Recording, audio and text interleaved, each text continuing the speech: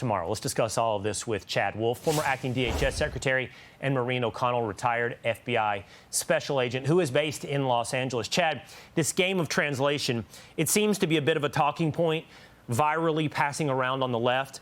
Here's Mayor Karen Bass. She said Trump didn't inherit a crisis, he created one. And then Gavin Newsom, this is a manufactured crisis. He created fear and terror to take over the state militia and violate the United States Constitution. So he, President Donald Trump, in their rhetoric, if not their minds and their words, because I don't know if they truly believe this, he created everything you're seeing on your screen, Chad.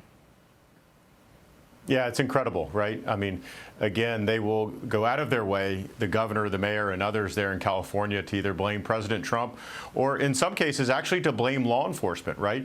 They are now saying that the National Guard is the one that's instigating the violence, and they don't actually address the actual rioters, the violent opportunists, and others there that you're seeing. This takes me back to 2020, where you remember the correspondent says mostly peaceful protesting while a building burns in the background.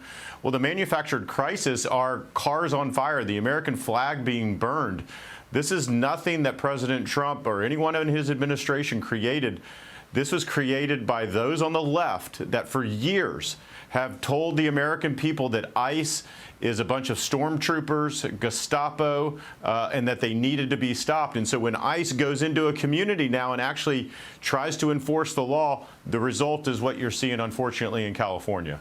This is the translation game that you have to play. You start at the beginning. So the problem, Maureen, according to this narrative, is that there is a law voted on by the American people. The citizenship will be reserved for those people born in the United States or naturalized to the United States. So if you're in this country illegally, you are in violation of the law.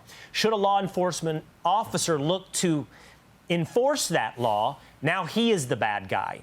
And should the National Guard, or in this case now the Marines and President Trump, come in after protesters burn cars on city streets, they are the bad guy.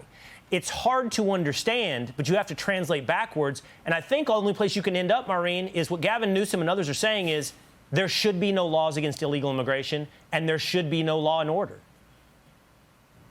Well, if you're as good as twisting yourself into a pretzel to make logic of half the things they say, then you're in good shape. But the villainization of all forms of law enforcement is nothing new. And following along with that, when they did the whole defunding, we're still dealing with that. The Los Angeles Police Department is down over 1,000 officers. All the municipal law enforcement agencies in the area, including the Sheriff's Department, are down by just a number of guys. They're not getting the funding they need to hire more law enforcement. There's a huge push nationally to get to hire civilian people to do this type of work. You can't have civilians do this type of work.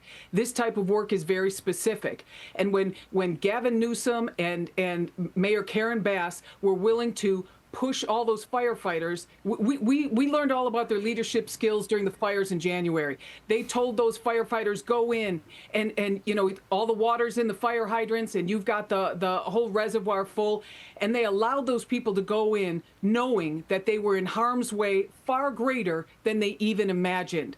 When you're a firefighter and you're putting together your plan with the police department and the command post, you're saying, yeah, we can move the troops up to this point because we'll have water and everything and we can fight it back. But when you don't even have water, it just shows the complete and utter disregard for people willing to lay their lives down for the citizens of this country and the city of Los Angeles.